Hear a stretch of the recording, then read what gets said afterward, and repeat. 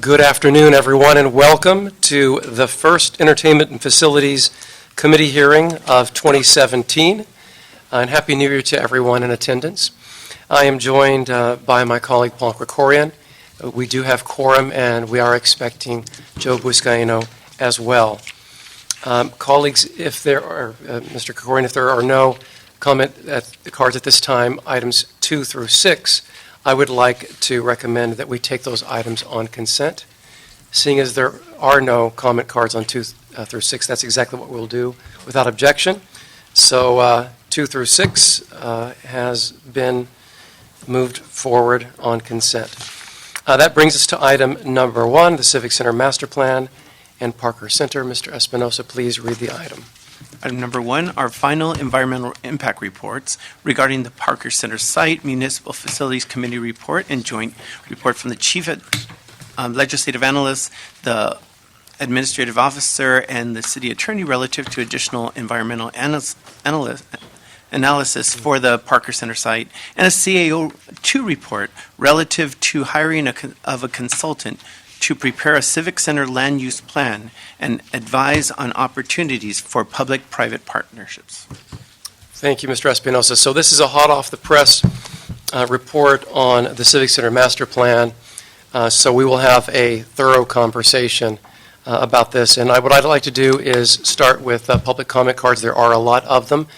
And that means I'm going to have to limit the comments to 1 minute because there are, I don't know how many, maybe 25 or so comment cards. So we'll get through those, 1 minute each, and we're joined by our colleague, Joe Buscaino. Welcome, Mr. Buscaino. Sure. And we will start our first, so come on down in threes if you don't mind, and staff, if you need to maybe move the reports over a little bit so they're not disturbed for your presentation. We're going to start with Alan Hess, Keith Nakata, Alan Kumamoto,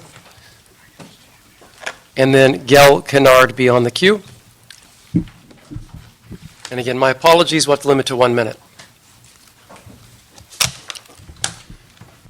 Hello, gentlemen. I'm Alan Hess. I go first. Please. Thank you.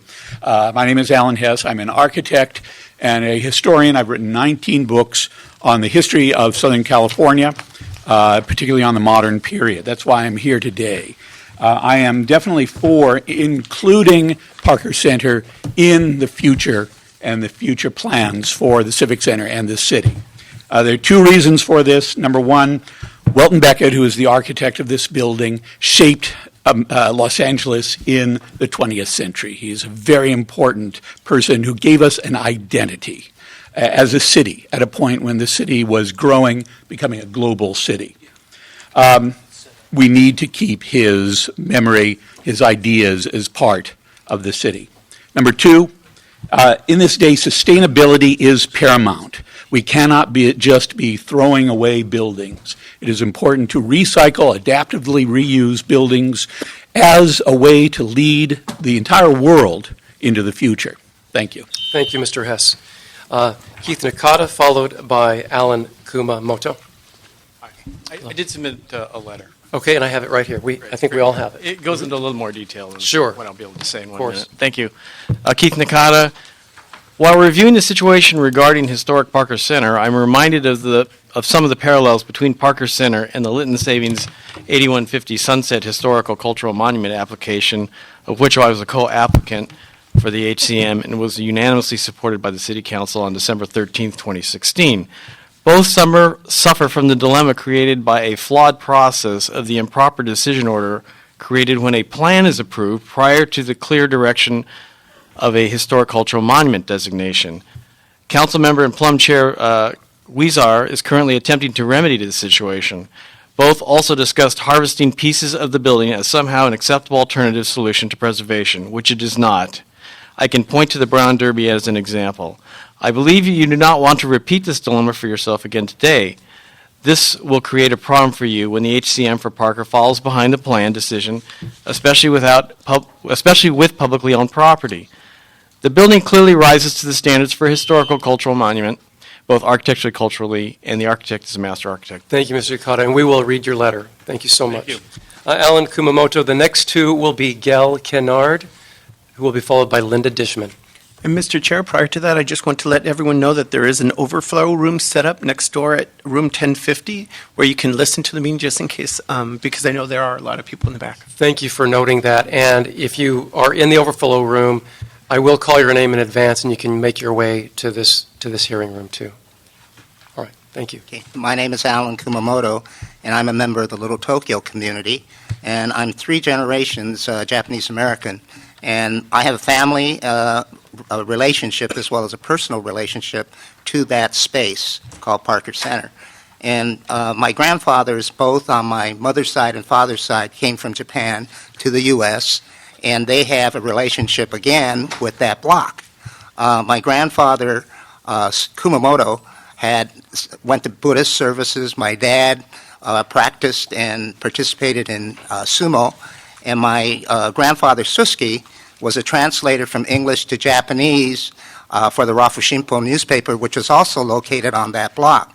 And in fact, his daughter, my aunt, became the first English editor and so forth. So we have a whole relationship with that block and so forth. I think the main thing that we're concerned about is that we always get the butt end, and Parker Center always presented that butt end to the Little Tokyo community. So we appreciate consideration for that aspect. Thank you. Consideration to preserve? Destroy the existing building and construct. Okay. Thank you. Thank you. Thank you. Gail Kennard, Linda Dishman, followed by Adrian Scott Fine. Hello and welcome. My name is Gail Kennard, and I'm the Vice President of the city's Cultural Heritage Commission. And our commission has voted twice to designate Parker Center as a historic cultural monument. I wrote an op-ed in the LA Times last month about this, and I went into more detail about my reasons for the designation. But I think it's important to understand that the commission, the Cultural Heritage Commission, is not arguing for saving Parker Center exactly the way it is. We are arguing for an adaptive reuse of the property. Certain portions of that property could easily be demolished, the jail portion and whatever. But as Mr. Hess pointed out, this is a historically and architecturally significant building because it was designed by Welton Beckett. So there are elements like the auditorium, the entry level, that we believe could be saved. We have great confidence in the architects and designers at the Bureau of Engineering, and we hope that that adaptive reuse option would be executed. So that's our position. Thank you. Thank you.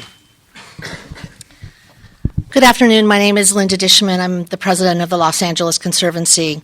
We're here today because the Conservancy has been very concerned about the preservation of Parker Center for many years. As Gail said, it clearly is historic and important. We've been pressing for a fair process. We don't think that's happened here. The first alternative was too small. The second alternative was too expensive. It's sort of like Goldilocks. But we are very concerned that the process be fair. We also believe that all of the objectives that the city wants to achieve on this project can be accomplished through the reuse of Parker Center, including linkages to Little Tokyo. And there was an LA Times editorial that actually agreed with that point and was pressing the city to look at alternatives that would preserve the building. That was just a couple weeks ago in the LA Times. The Conservancy pulled together a convening of experts last Friday, January 6th, to look at the cost and found that there was a kind of egregious errors in looking at how these costs were accumulated, particularly the square footages that were used and the numbers that were the multipliers of all of that. And so we think that there's a big enough discrepancy of $50 million that the city should take a breath and bring in an independent cost estimator that has some preservation experience and really look at whether there's a possibility of finding a real win-win solution. Thank you. Thank you. Adrian Scott Fine will be followed by Richard Barron, followed by Claire Evans.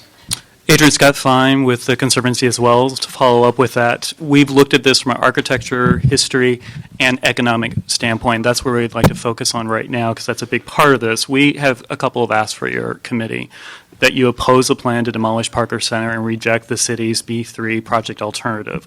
And most importantly, that the city complete an independent cost analysis looking at preservation seriously in terms of reuse and bringing in preservation expertise as part of that. To date, that's not happened. As Linda mentioned in her testimony, we've put together information that directly contradicts the city's claim that the preservation approach will cost more.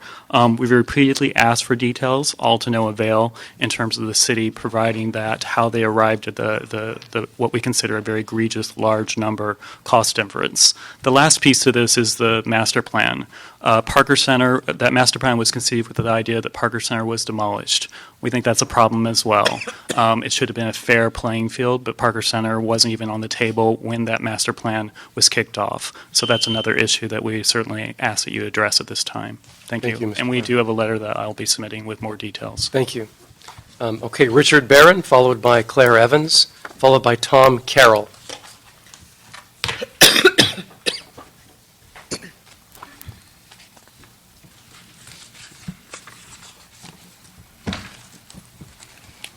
Good afternoon, gentlemen. I'm afternoon. Richard Barron. I'm president of the Cultural Heritage Commission. We started the process of looking into Parker Center as a potential monument about 2 years ago. And at that time, I discovered that the city of Los Angeles did not have a Civic Center master plan. There was an old diamond plan that was many years old, but it wasn't actually a roadmap to how the city should develop future projects in the Civic Center. And I spoke with Councilman Weezar regarding this, and he pushed forward. I feel that I have some responsibility in getting the master plan underway. It was something that would have been considered for a while, but had never been actualized. So my frustration now is that when the master plan was, I guess there's a draft of the master plan now, the master plan assumed that Parker Center was no longer there. My idea of a master plan would be, when you have a historic building, that you would first look at keeping the building and what that would mean, and also what it would mean without it. You look at potential constraints of keeping the building. Thank you, Mr. Barron. Thank you. Claire Evans, followed by Tom Carroll, followed by Chris Kumai. Maybe it's Kawai. My apologies. Hello, my name is Claire. I'm here with the Triforium Project, which is a coalition of Angelinos that are dedicated to restoring and reimagining the Triforium, Joseph Young's Triforium. We have spent the last year and a half coalition building and building awareness. We had a 40th anniversary party for the Triforium last year. We just recently won a $100,000 grant from the Goldhirsch Foundation and are working to continue fundraising over the next year, leveraging those funds for matching grants and doing programming around the Triforium. We know that there are a lot of moving parts here, but we really hope that you consider the Triforium in any plans moving forward. Thank you. Congratulations. Thank I'm excited about the Triforium. Yay! That was one of my questions when I got the report last week. Great. What happens to the Triforium? So Hopefully that's cool. good things. Well, how much is it going to cost totally? More than that, Yeah. we're thinking probably at least $300,000. Okay, thank you. Yes, Mr. Carroll? Good afternoon. My name is Tom Carroll, and I'm also with the Triforium Project. And I just wanted to drive home a couple points that Claire brought up. Just the fact that, for those who may not be aware, for the LA 2050 grant-making process, it is a popular vote, and the Triforium won the popular vote, contrary to, I think, how many people might believe or perceive the Triforium. That there is this coalition of Angelinos that are excited to rehabilitate this polyphonoptic sculpture that was never really realized. And with this $100,000, we hope to build upon that and create a beacon for public interaction, revitalize the plaza, and looking at the Civic Center Master Plan, we know the Triforium can be a key asset as that moves forward. So we're just very excited to continue to coalition build. Thank you, and again, congratulations. Thank you. Okay, Chris, your last name, please. I'm sorry. Komai? Komai. Chris Komai will be followed by Bill Watanabe, followed by Evelyn Yoshimura. Right. Hi, I'm Chris Komai. I'm the board chair for the Little Tokyo Community Council, which represents the interest of the local residents, the businesses, the religious institutions. Our council had voted in 2013 to support the Civic Center master plan and the demolition of Parker Center. Parker Center represents something to our community. Maybe it's quite different from others, but it represents what this city did to our community. It took a vital block away and just said, you guys have to get out. Alan Kumamoto mentioned the Rafu Shimpo. That's my family's business. It's been 114 years in its existence, my 3 generations, but my uncle had to save it because of the war. What I believe has to happen is this project has to reflect the best interests of Little Tokyo. And if it means knocking down that building, that's fine, because they knocked down our community and didn't give a damn about that 50 years ago, right? The historic preservation didn't exist 50 years ago. Now we're facing a new situation. We're looking to the future, and we ask that the city look at that and take that in consideration, that the city owes us something for all that it has done to us over the years. Thank you, Mr. Kamai. Bill Watanabe, if you're in the overflow room, please make your way. Evelyn Yoshimura, Yukio Kawaratani, my apologies. Okay, you don't think Bill's here? Okay, I'll set his card to the side and we'll keep it open if he reappears. Evelyn Yoshimura? Yes. My name is Evelyn Yoshimura. I'm on the board of directors of the Little Tokyo Community Council, and I'm an employee at Little Tokyo Service Center. This is a project that many of us have been working on in the community for a while. We came here to say that we wanted total demolition of the building in order to have a proper showing of the whole history, not just the LAPD, which is, I think, a little questionable myself, but not just the LAPD, but also the, which predates the LAPD, is the history of Little Tokyo and that block being there. In addition to what Alan and Chris has mentioned, there are something like 1,000 units of low-income housing in the form of boarding houses. There is hundreds of small businesses, family-owned businesses, including the original Atomic Cafe location, and they were evicted because of this, Parker Center. And we want that story told because we don't want these same things to happen again. Mm-hmm. Thank you so much. Yukio Kawaratani. Oh, pretty good. I'm a member of the Little Tokyo Historical Society and the Little Tokyo Community Council, and I strongly recommend demolition of the Parker Center building that had a huge negative environmental impact on the Little Tokyo community.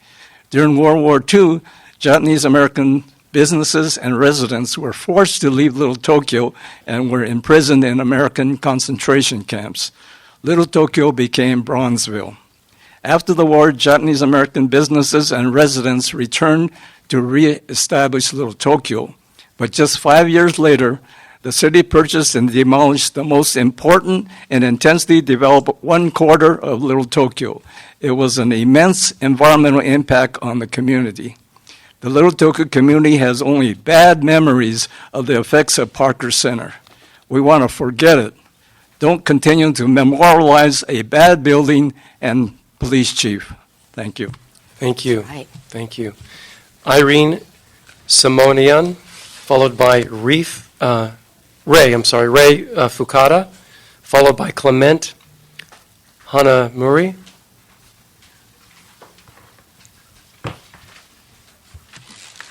Hi, welcome. Please state your name and begin. My name is Jeff Chop. I'm a resident of Little Tokyo and a member of the Little Tokyo Historical Society. Jeff, did I call you? I mean, you're here. Yes, I'm reading a letter on of the person who couldn't come today. Okay, but we're still going to need you to fill out a card, but please go ahead. Okay. I'm reading a letter on behalf of Irene Simonian, who owns Bun Kondo, a business that's been in Little Tokyo since 1946. Basically, she wanted to voice support for demolishing Parker Center on a practical basis, that the building needs so much work that the money could be better spent to essentially build something new that reflects Little Tokyo in a vibrant, practical, forward-looking, and hopefully more attractive building to be a positive addition to the residents, visitors, and businesses of Little Tokyo. Thank you. And please pick up a card and fill it out from Mr. Espinosa. Thank you so much. Ray Fukuda, followed by Clement Hanami, followed by Kristen Fukushima. Hi. Good afternoon, honorable committee members. My name is Ray Fukuda, and I'm submitting a letter on behalf of the Little Tokyo Service Center. We're a 35-year-old community development service organization based in Little Tokyo, and we strongly support the EIR alternative B3 for following reasons. It is the alternative that is most likely to result in a building that connects Civic Center to Little Tokyo by creating a pedestrian access, by restoring historic Jackson Street. Also, the block, as my colleagues have mentioned in the past, that it was formerly part of Little Tokyo, and we feel that it has opportunity to create a ground floor, public use, and also potential for neighborhood serving retail that could activate that whole block in itself, that would benefit all of Civic Center area and Little Tokyo. We also like that B3 has the most replacement parking and potential for providing more public parking, allowing for other areas to be used for Little Tokyo community. So we strongly support the demolition due to the painful history and strained relations of LAPD and the communities of color. Thank you so much. Clement Hanami, I'm probably mispronouncing your name, and Kristen Fukushima, followed by John Howland. I don't think Clement's here, so I'm Kristen, so I will speak as Kristen. Okay, and you'll need to fill out a card. Oh, no, you don't. You got it. Okay, good. Thank you. Great. Hi, I'm Kristen Fukushima. I'm with Little Tokyo Community Council and Sustainable Tokyo, and I'm speaking in support of the B3 option. Little Tokyo is 133 years old, second oldest neighborhood in LA, one of 3 remaining historic Japantowns across the entire country. We are deeply vested in this issue beyond all the reasons that folks have already said. You know, that land used to be Little Tokyo, but also we are, one of the only direct stakeholders on this. We are the ones most impacted by whatever happens to Parker Center. And we really see as whatever the plans for this being directly impactful on our future. Little Tokyo Community Council doesn't really care about the building itself, which is why we were happy to support the B3 option. What we care about is, the future of our community, which has been here for so long. We think that the demolition option will best enable us to have that vibrant future that we're looking for. We've been around for 133 years, want to be here for at least another 100 years. And so for us, we see that as by keeping all the future Civic Center development on Parker Center site, it will allow us to build the vision that we have for Little Tokyo that was created by the community for the community. I think right now with the option to preserve Parker Center, there isn't any option to say, well, where is the rest of the space going? If it ends up on Little Tokyo land, that is completely against our interests. So we're really here to fight for the future of Little Tokyo. Thank you. I don't know if her card made it in, but Meredith from East West Players, she couldn't make it, but she submitted a letter. Okay. So should I just read the letter very quickly, or should I? No, we'll take it. Great. Thank you so much. After John Howland, Miguel Vargas and Tanner Blackman. Thank you, Mr. Chairman. I'm John Howland with the Central City Association. Happy New Year to you all. CCA supports the City Engineers Report, the CAO report, and asks this committee to approve the additional environmental documents, including option B3. Parker Center has been a structural hazard for more than 2 decades. And based on the needs of the city and the desires of the surrounding communities and the downtown community as a whole, it makes sense to demolish it and replace it with the plan set forth in the master plan. The CAO's report from yesterday shows that the city funds are stretched.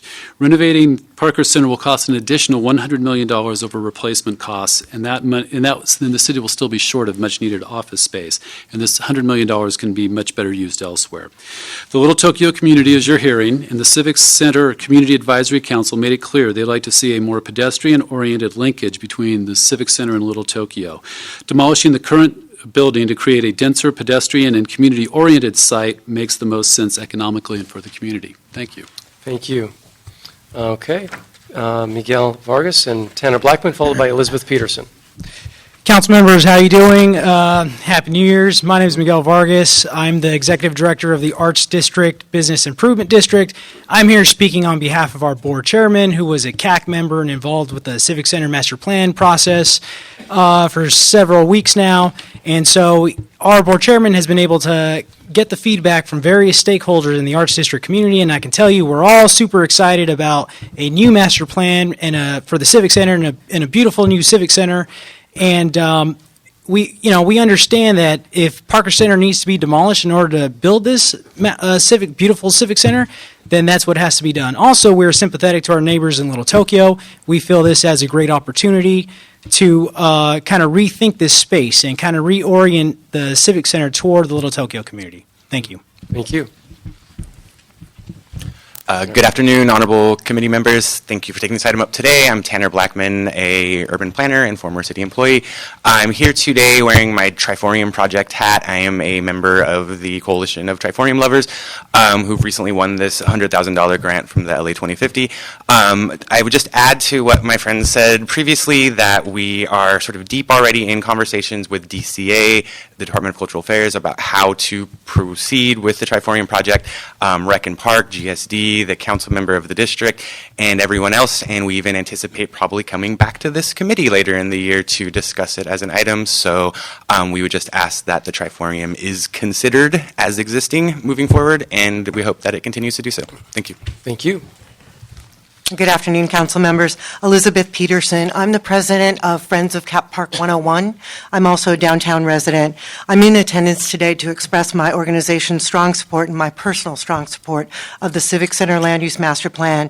For the past 2 years, we've been working to fund and develop Cap Park over the 101 freeway that will help connect Chinatown, El Pueblo, Little Tokyo, Union Station. Currently, we find this area is in a state with disconnected, fragmented street grid, a lack of pedestrian focus, noise pollution from the freeway, and a lack of public open space. The Cap Park connection will solve these problems and beautifully green and increase the walkability and conductivity of downtown. We're very in strong support of the visionary plan to connect the many neighborhoods and to make up downtown and to provide open space, safe pedestrian walkways in conjunction with the Cap Park for the residents. So we strongly support the master plan in the new configuration. Thank you for your time. Thank you. Okay, our next speakers will be Ellen Endo, Shane Phillips, Nicholas Griffin, Ellen Endo, Shane Phillips, Nicholas Griffin. And after that will be Katie Kiyotomai. Katie Kiyotomai. All right. Oh. Whoever. Hi, my name is Ellen Endo. I'm president of the Little Tokyo Business Association. I'm also involved with the Little Tokyo bid. We're, advocating for demolition for option number 3 because we feel that there's a historic core here that we'd like to preserve. And I actually brought visual aids. This is what the area looked like before Parker Center. You'll see the Rafushimpo newspaper was on this side of the street, and on the corner was a place called Pele's Music, which sold Spanish language music, books, literature, and so it was an international district. And this is what it looked like. This is our staff I wasn't there. This was the staff from 1934. And you can see that it was a significant piece of the city. This is what it looked like, the corner of First and San Pedro when they demolished that part of the area. So we want it preserved, and we ask for your support. Thank you. Thank you. Shane Phillips, followed by Nicholas Griffin, followed by Katie Kiyotomai. Yeah, my name's Shane Phillips. I live and work downtown, and I also work as the policy director for Abundant Housing LA, which is a volunteer organization pushing for more market rate and affordable housing in the region. Wearing kind of all those hats, I want to express my support for demolition of Parker Center and implementation of the Civic Center land use plan. A few reasons for that. One is just kind of the current status of Civic Center as a 9-to-5 community. Parker Center in particular, that block serves as sort of a border vacuum and really doesn't allow a connection between Little Tokyo and the rest of downtown. With respect to preservation, I think other people have spoken more to that. I just want to make the point that there is a cost to the status quo as well, and as Mr. Howland said, there's a direct financial cost in addition to other opportunity costs. And I just really want to kind of via abundant housing, I want to emphasize the importance of actually having housing on these sites. I know it's an option, but I would really like to see council push for that to be a major component of this entire land use plan. Thank you. Thank you. Nicholas Griffin. Good afternoon. My name is Nicholas Griffin. I am Director of Economic Development for the Downtown Center BID. Speaking on behalf of the Civic Center Master Plan and particularly the demolition of the Parker Center, primarily for the opportunity to open up this area for more retail and residential development, to activate the streets, to activate the whole area. It's a classic 9 to 5 area now, which greatly utilizes its potential, particularly as the surrounding areas in the cultural district, in the historic core, in Chinatown, and in Little Tokyo all develop. This is the linchpin, and you don't want it to be a vacuum and in the middle of all of that, and there's a great opportunity to activate it from a pedestrian perspective, residential perspective, retail perspective, and additional jobs opportunities. Thanks. Thank you. All right. So Bill Watanabe is not here, I understand. Bill Watanabe, nor is Clement Hanami. So we'll set those aside. And then Katie Kiyotomai, did I get that right? Yeah. Followed by Leslie Young, followed by Cecily Young. Commissioners, council members, my name's Katie. I run a nonprofit organization called We Are the Next, which is actually based in Long Beach and services Wilmington, Long Beach, and the surrounding communities. We are one of the lead agencies behind the Wilmington Art Walk, which has been ongoing for the last year. And on top of that, I've been doing preservation and cultural work revolving around young people. So we focus on young adults ages 13 to 21. And one thing I know about those young adults is that they don't focus on places being stagnant. History is not something that you choose, it's something that's made all around you, and it comes in layers. So whether or not Parker Center sits on land which is relevant to a particular group, the history that has happened within that building is both painful and applicable to people throughout Los Angeles. Recognizing true diversity means recognizing all of the groups that are affected by our decisions. And in the past, the city of Los Angeles has made a habit of deciding things for the people who aren't traditionally given a seat at the table. It's been said here today that the group in particular, especially Little Tokyo, has not been represented historically, and that's accurate. But the people who will be most affected by this decision is not only the residents of Little Tokyo, but the residents of Watts, the residents of Wilmington, and other groups who traditionally are affected by the police judicial system. Thank you. Thank you. Thank you. Leslie Young and Cecily Young. Hello and thank you. My name is Leslie Young. I am daughter of the late artist Joseph L. Young, who created the historic mosaic mural in the lobby of Parker Center.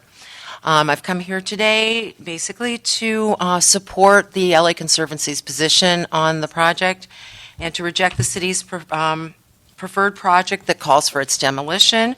I oppose the plan to demolish Parker Center, and I also reject the city's B3 project alternative.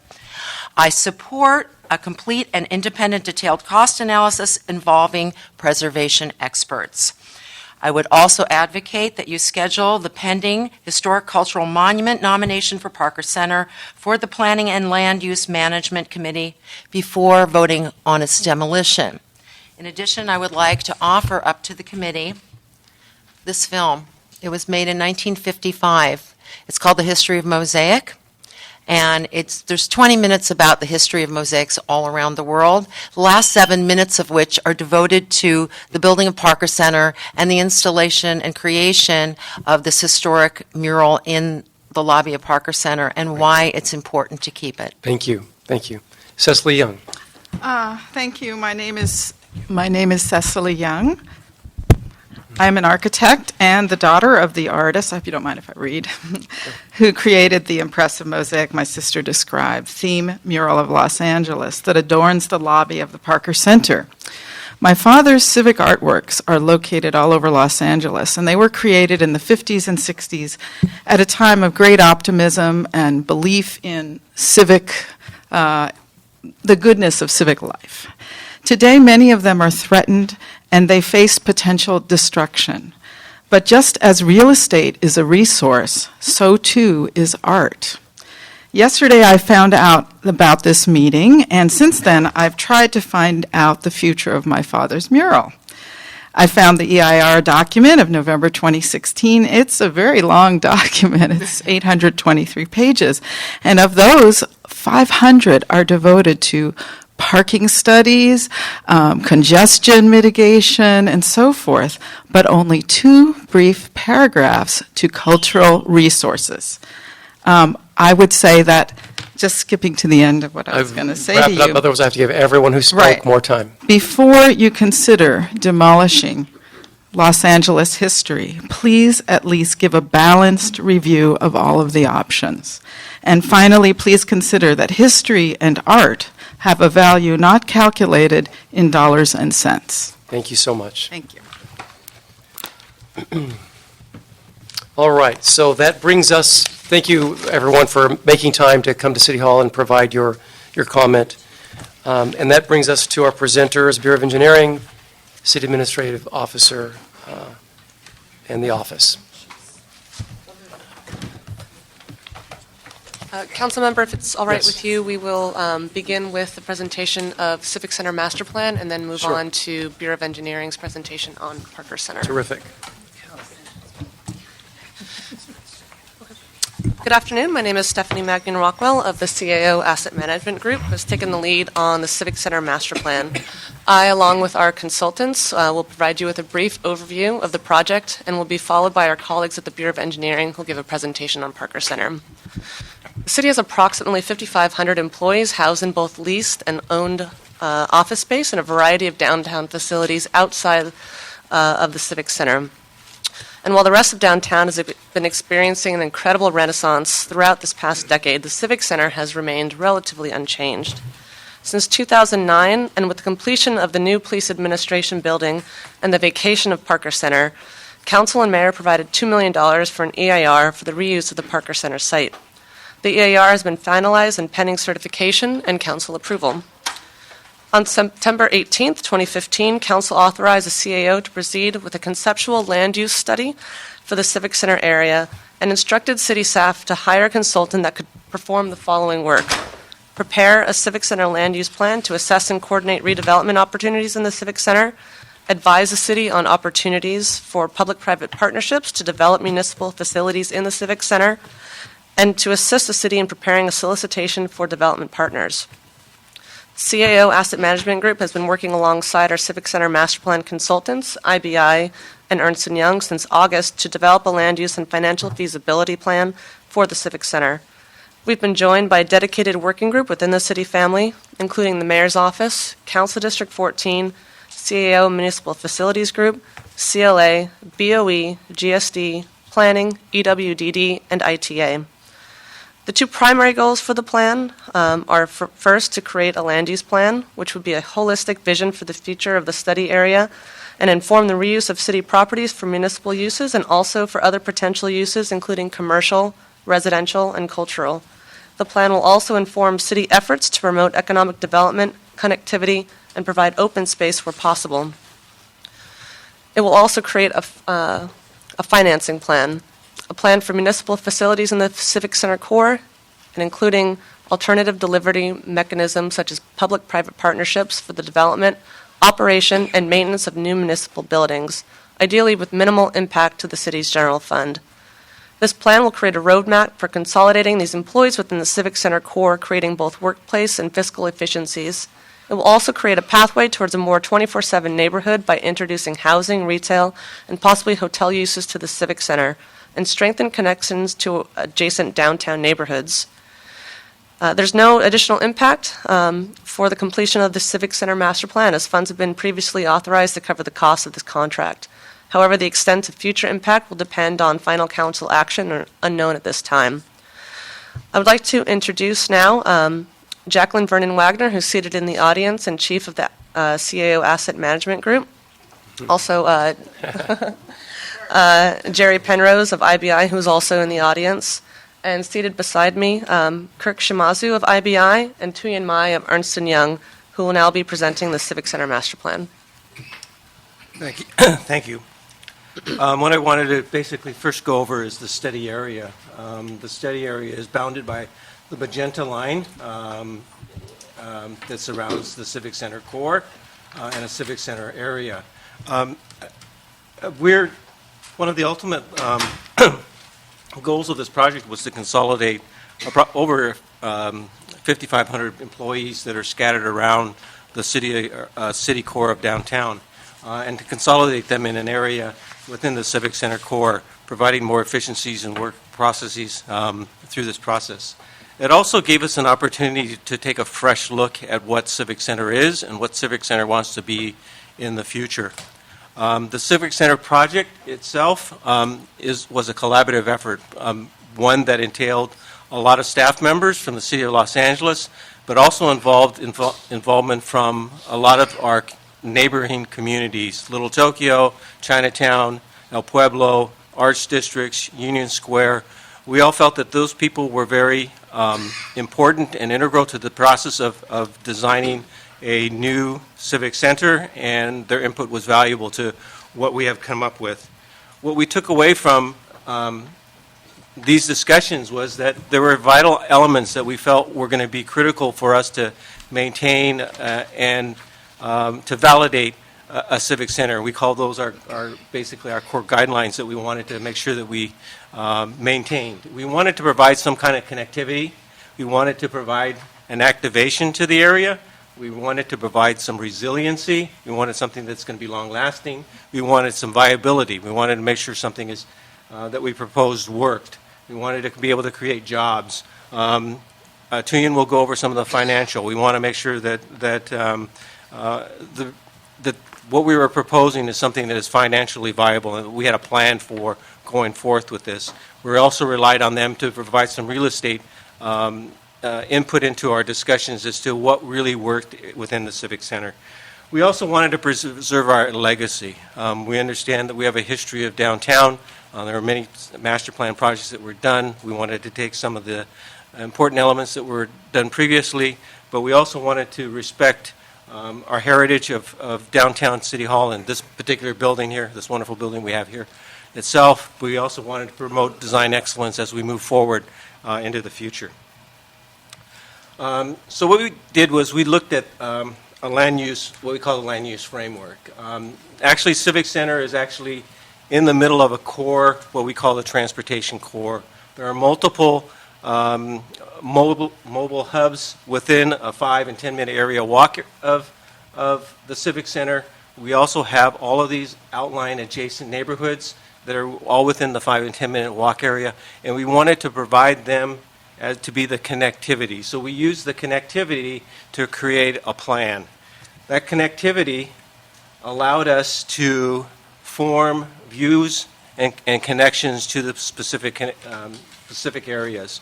We then allowed a programmatic approach in trying to accommodate 1.2 million square feet within the Civic Center area to have those programmatic spaces help to develop these view corridors, and then take those opportunities to use them to provide the activation that we needed within the area.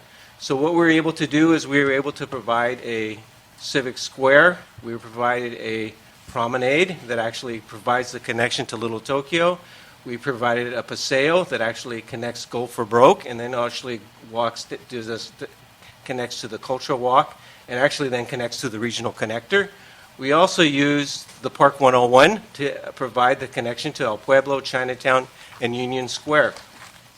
So when you place these buildings, you're going to create some spaces, and those spaces are the areas in which we want to provide the activation.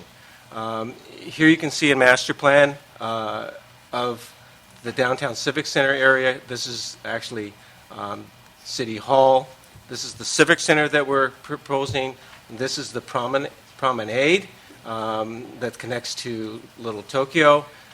This is the El Paseo that connects to the Go for Broke and the Cultural Walk, and the connection to Union Square. And we also wanted to provide a connection to the river. And we do these through multiple different areas. The Civic Center, or the Civic Square area in front of City Hall, we wanted to provide an activation space that will provide outdoor work areas, farmer market square and seasonal market facilities, outdoor cafes. We wanted to make Los Angeles and and main streets more than just streets. We wanted to provide them to be more pedestrian-oriented, to provide them as more active space. We wanted to create the promenade that was actually the connection from Little Tokyo to Civic Center, but also from Civic Center to Little Tokyo, and to create an activation space between the buildings that we're locating. We wanted to provide a paseo that is more of a pedestrian walkway that goes to the Go for Broke area. Park 101 we felt is very critical to provide the connection to El Paseo, to Chinatown and to Union Square, and we also wanted to provide the connection to the river. We implemented the plan actually in multiple phases, or what we call development sequencing. Sequence element number A starts in 2017 and goes through 2020. It includes 712,000 square feet of civic space, provides retail space of about 37,000 square feet, a total of 750,000 square feet. Sequence B, between 2019 and 2022, actually will take the area where City Hall South is and create a residential tower of approximately 569,000 square feet and retail of about 90,000 square feet, a total of about 660,000 square feet. Sequence C, LA Mall, provides an additional 540,000 square feet of civic office space, which gets us to the 1.2 million square feet, provides 50,000 square feet of retail, what we called 80,000 square feet of flex space, total of 675,000 square feet. Phase D is where we actually provide the connection to Little Tokyo in providing a housing development between 2024 and 2027, approximately 520,000 square feet of residential, 90,000 square feet of retail, and about 610,000 square feet total. We looked a little further into the development, and between 2027 and 2030, we're proposing the Civic building in the location of where Metro Detention is, of about 300,000 square feet, 60,000 square feet of retail, a total of 360,000 square feet. This allows us then to remove City Hall East and provide a cultural facility that forms one of the edges of a civic square that's in the middle. This is a view looking from Little Tokyo. Here's the promenade that opens out into a square, civic square that is part of the civic center, the El Paseo that runs into the Go for Broke, and also the tie to Union Square and the Park 101 project. This is a view from the opposite side of the facility. With all that, we'd like Tuyun to kind of go through some of the financial that will help us understand how we plan on executing and moving forward with this particular effort. Thank you, Kirk. Good afternoon, committee members. So in association with the land use analysis, the financial analysis really focused on two aspects. The first one is how do we make this land use plan as financially viable as possible? And the second one is how can public-private partnerships, which have been more and more used by state and local agencies in the U.S. and in California, could help here. So as Kirk said, it's been a very collaborative process between the land use discipline and the financial one. And one key aspect into this analysis is the location of the civic core parcels. We looked at these, and given the strategic nature of the location, we did not consider any sale of those properties. Rather, for the development of residential and retail private uses, we looked at long-term ground leases. How to pay for this land use plan? So there are several sources of funds that we analyzed. The first one is the sale of real estate properties, the existing facilities that are located outside of the Civic Center core that would be vacated by city departments and for whom employees will be relocated to the new facilities. So that includes the 2 towers at the Figueroa Plaza as potentially being sold, and same for Public Works Building. And then a number of those other facilities are currently leased, and those leases could be terminated.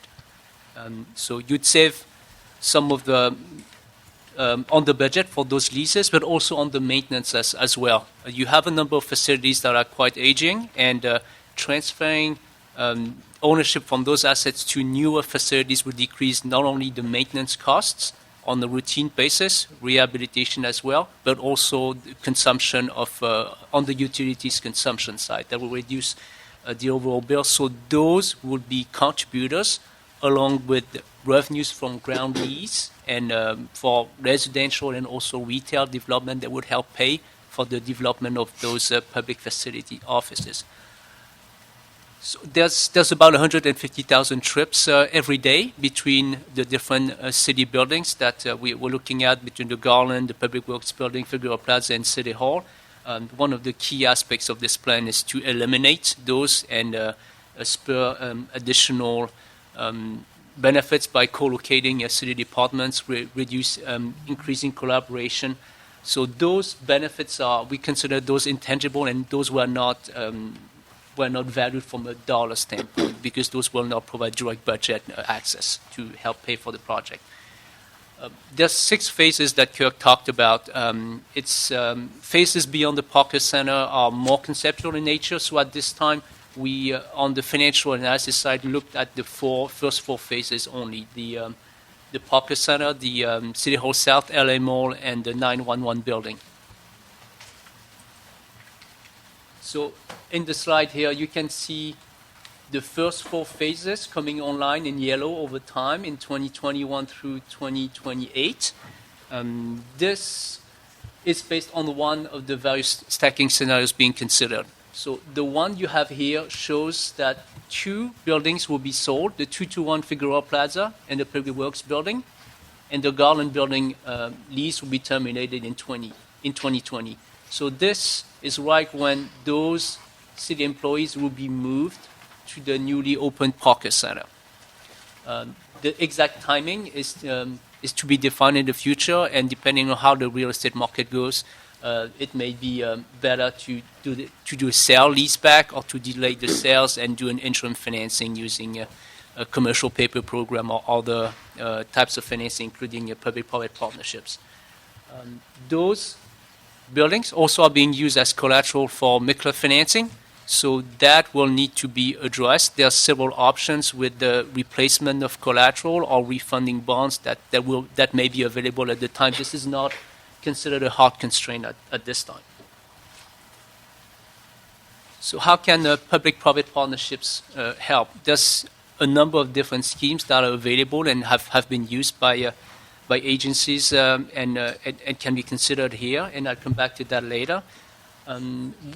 Why are those considered? So today, there's several benefits that can benefit the development of the Parker Center and the other facilities in consideration here. So cost and schedule overrun risk transfer.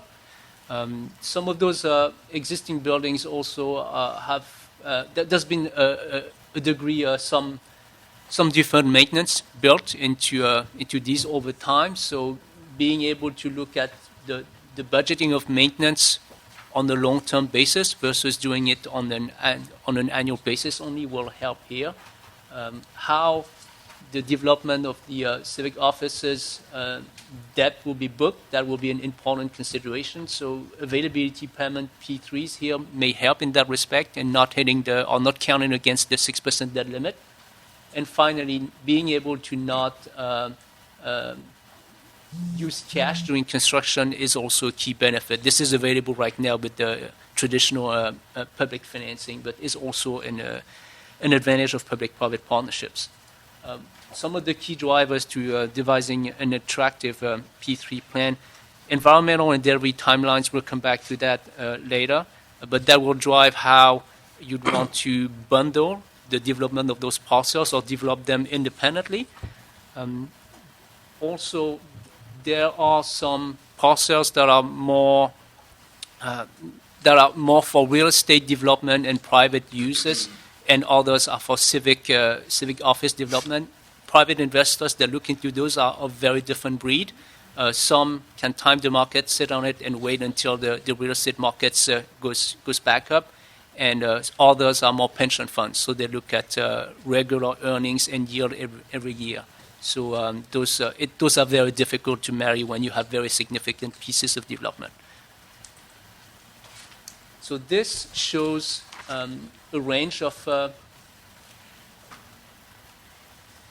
public-private partnerships and traditional delivery options available. In yellow are the ones that, based on the initial analysis, would be the most relevant here. So design, bid, build, which has been used by the city quite a bit for the development of the police administration building or the Metro Detention Center, for example. Construction manager, general contractor, that's being used for the 6th Street Bridge.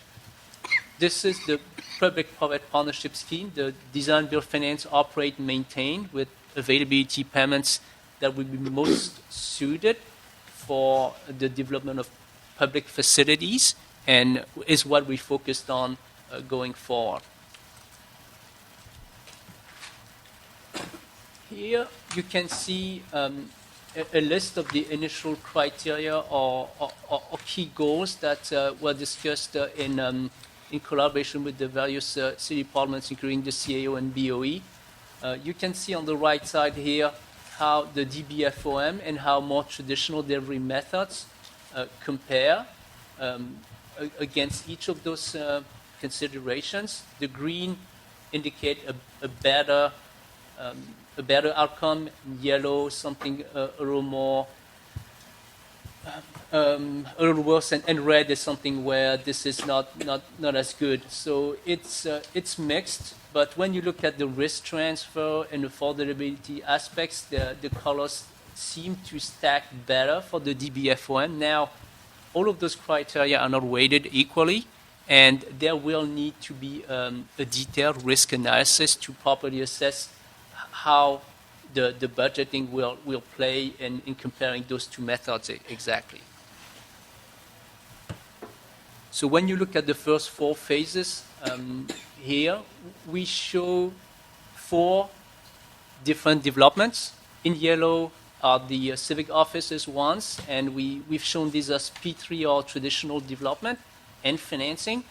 And in blue are the private developments that are more suited for ground lease, a long-term ground lease. And so the reason why we're showing this as separate developments as opposed to bundled ones is because the Parker Center EIR here is nearing completion and will be available for an earlier development versus the other ones will need much more environmental and planning work to go live. The 545 civic office space here, when combined with the 713 between the LA Mall and the new Parker Center, that's about 1.2. So this is based upon the stacking scenario where we keep one of the 2 FIC Plaza towers. If we were to keep both, or conversely to sell both, the entire 1.2 million will need to be adjusted, and the size of the LA Mall one will be used as the flex item. So to round out, we looked at what would be the net cost of delivering the master plan for those first 4 phases. So if we are looking at the design, build, finance, operate, maintain for the Parker Center, we'd be looking at about $600 million in upfront costs. So that starts with the alternative B3 that we'd assume at this point, with escalation financing costs that you always occur for capital projects. That's about $600.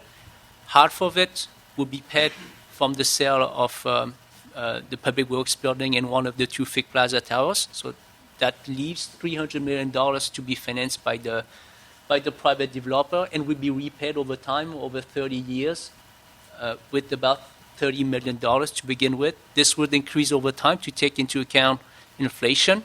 And also this $30 million includes about $8 million for operations and maintenance. So if this was delivered using a more traditional method, design, bid, build, or CMGC, and the use of Mikla lease revenue bonds, depending on how much additional contingency you keep for the risks retained, it would be between 25 and $33 million. We looked, and here you can see on this chart, this is the first year.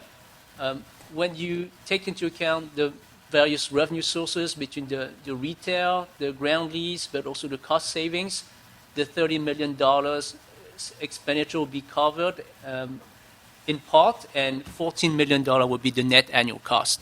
This will grow over time to 41, but because the savings and revenues grow faster than the expense, by 2050, the gap will be only $8 million. So on average, you're looking at $11 to $12 million annual average gap that will need to be covered by another revenue source or the general fund. So now, taking off the magnifying glass, looking at all of the phases A through D in net present cost, this is over a longer period of time. You have all the costs shown here and all the revenues and savings. Taking and brought back to the present, this is about $424 million. So this is a cost that will need to be covered somehow outside of the project from other sources. So we looked at the current state of the facility. Some of them are reaching the end of their useful life, so you will need to be investing capital somehow to continue to occupy buildings. So if you were to rehabilitate and do a seismic retrofit of those buildings, a quick rule of thumb calculation based on some of the Parker Center alternatives analysis would show that it would cost you at about $400 million. So with this plan, you would have to pay a little more, but it will bring you new facilities that can be there for another 50 years at least. And that concludes my presentation. So, council members, I want to thank you for this opportunity. Also want to reiterate the Civic Center Master Plan is conceptual in nature and is non-prescriptive. We anticipate bringing back more concrete plans through this committee via the Municipal Facilities Committee. Be happy to entertain any questions at this time on the Civic Center Master Plan. So I'm going to recommend, let's get the presentation on Parker Center, and then we'll bring everyone up as needed for questions. Okay. I think that might be a little more graceful. Okay. Yeah. Thank you. Thank you.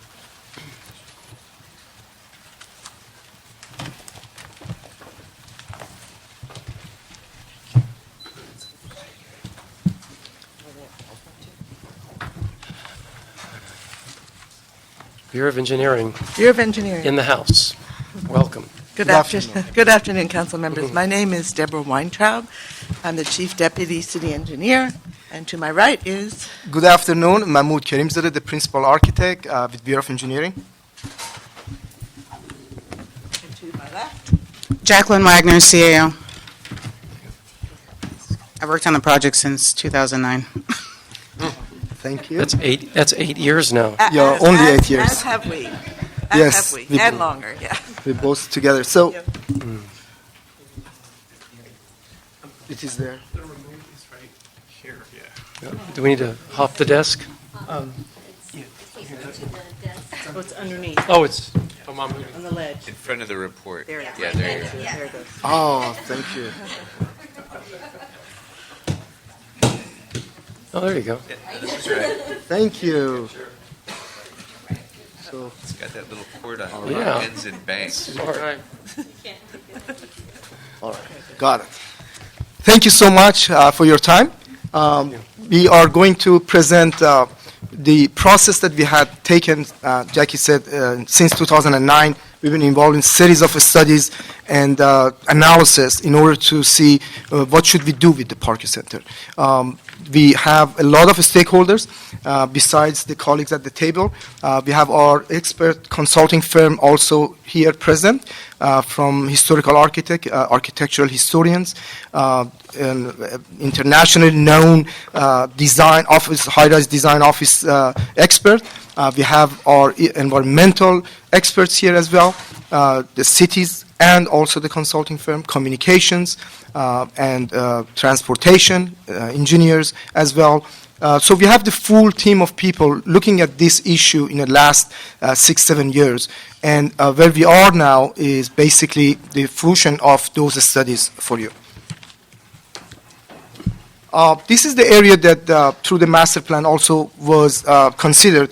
This is where all other city offices around this civic center are scattered, like Public Works Building, Fig Plaza, the Personnel Building, Figueroa Plaza Building, and basically through master plan presentations, we know that a lot of time and energy are gone through back and forth traveling to City Hall for doing business. So creating something at the Civic Center for the city staff to all concentrate and consolidate in one place will be economically very feasible and beneficial to the city's operation. Basically, the CEQA process, the environmental process that we went through years. I don't want to take time for those that you might have read in the report already. This is basically the recommendations that we have before you today. Just in summary, we're asking for certification of final EIR, and we are asking for adoption of CEQA findings of fact and a statement of overriding considerations, adopting mitigations monitoring program, as well as approving the alternative B3 as the preferred option. The alternative B3 preferred option was approved late in August by Municipal Facilities Committee, and as a result, we are going through the process in order to go to the City Council for certifications. These are the initial studies. When we started in 2009 and then through 2012 and 13, the first draft of the EIR published, and then the final EIR was published later in 2014, June of 2014. Basically, 4 options were identified at that time. One option is doing nothing, just leave the building there, just legally we have to mention that. But the other 3 options are here. One is basically do no addition, just preserve the Parker Center, rehabilitate the existing building, existing site, and to the whatever it is, bring it up to the code, bring it up to the new use for office building, and leave it at that. The second option is like a hybrid option, looking at the preservation of the 8-story tower, Parker Center tower, at the same time have some addition to the building in order to basically have more square foot of that the city needs so much in order to bring all those staff from other places to the Civic Center. And the third option is basically replacement option. Clear the site and then build to the city's need. And also the communities and other master plan objectives as well as the project objectives. The 3 projects offer a very different view. One offers 174,000 square feet of net square foot, the option number 1, just doing preservation. The other one, the hybrid option I call it because it has addition and preserve the tower, is 354,000 net square feet. And the last one is 588,000 square feet. And if you look at the efficiencies of basically the office use space area, you see also a lot of difference there between the existing building, the hybrid option, and the new replacement. The existing buildings has a very low efficiency of 55%, and the hybrid option a little better is at 68%, and ultimately the replacement option basically optimizes the opportunity at 78%. Going just through graphics just to show you how these options are looked at just graphically. The Parker Center stays there, the auditorium will be there, the jail will be there on the first option, just the preservation, the total facilities, and the administration building at the south side of the facility also will be there. And the floor plan, we went through it and we looked at the whole entire building and did some analysis that is included in our cost estimation. The second, the hybrid option, shows the addition where the jail is. Basically, the jail, where the significant importance of the building, that portion of the building is less than the 8-story tower, is demolished, and we're replacing it with about 13-story building. Now, this option has looked at it with preservation in mind. So the addition to the facility is offered in a size that does not dwarf the Parker Center itself, does not impact it as much as if we would have built a bigger building there. So this option also includes the auditorium, and however, the administration portion of the building is gone because we need so much of the connectivity throughout the site, which is very difficult if we keep the Parker Center, but admin building being there makes it impossible. This is the third option, replacement option. Basically, to the city's needs, to the projects and master plan objectives, and it's about 28-story building. It has 2-story parking structure below the site, which offers as many parking as we like to have. We suggested about 1,200 number of parking, with working with the community so much, with other stakeholders and the city staff, CLA and CAOs, in order the city's obligation, parking obligation, like MOUs with some staff and all that, in order to make sure the parking needs of the building, city people, businesses, all taken care of. The 2-story below ground. The whole building is sitting on the top with the very elaborated lobby areas that accommodates not only the building entrance, but also based on the community's feedback, and because of the other feedback we had from other stakeholders, brings basically city of the community's people having business with the city into our operation and basically doing business. Some also amenity added on the purple portion. These are community-based basically spaces, as well as some commercial based on community's feedback. Everybody would like to have a nightlife for this area. They would like to make sure that when the city employees are gone, the area doesn't go dark. So some amenities created in order to have to give a nightlife to the whole area. After a shift at City Hall, I understand. See that. Now, in 2014, May 2014, when we were going through this process, we brought those studies for going to the committees in order to get the certification process in place. We were directed by the Plum Committee in order to look at the new option. The new option was directed to the Bureau of Engineering, CLA and COs, was basically built to the city needs at the place where the jail is located now. And basically that is the same option as B2 option that I just showed it to you, but in this one we see the much higher and bulkier building in order to get to the city needs. So basically we sat down with the stakeholders, personally sat down with council office, mayor office, and also the cultural heritage commissioners who were advocating for preservation, and we created a scope of work. And based on that scope of work, we all agreed. Then we brought our consulting firm and experts back, and we went through to see what that option would look like. And basically what you see at the right side is a B4, B column. B3 was the preferred approved option at that time by the Municipal Facilities Committee. Now the B4 option basically is what we're going to look at in compare. We made it basically as much as possible apple to apple in order to look at them. And now what you're seeing is the same net square feet for both buildings, 588,000 square feet.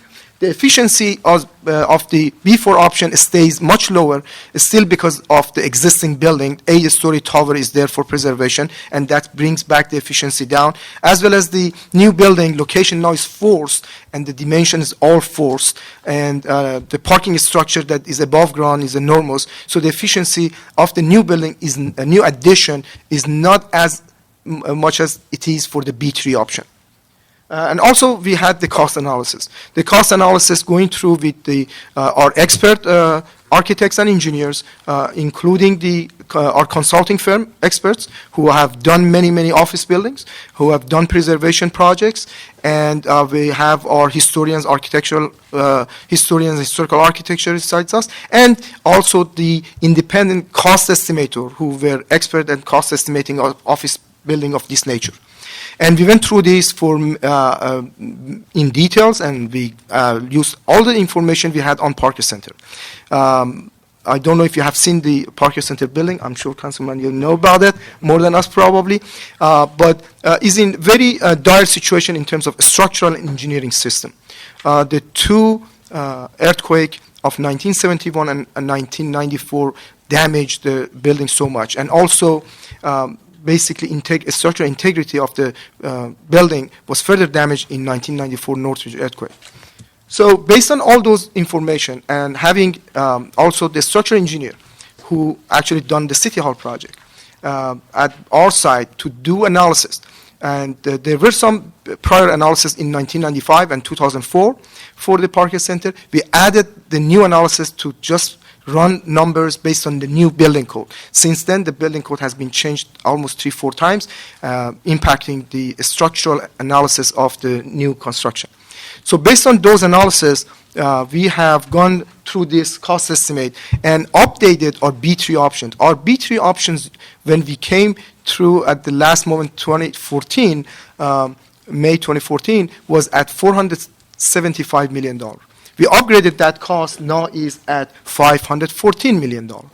And this is done based on the engineering news record that establishes in the industry the percentage of the construction cost that raises every year in every areas, in our areas particularly, and runs through years in between, basically simple calculations of additional cost added. We also look at some parking areas. We reduce the parking areas on that option, and that's why 514, if we go up to 1,200 parking, could be also more expensive, but we reduce it in order to have an apple comparison with the new option.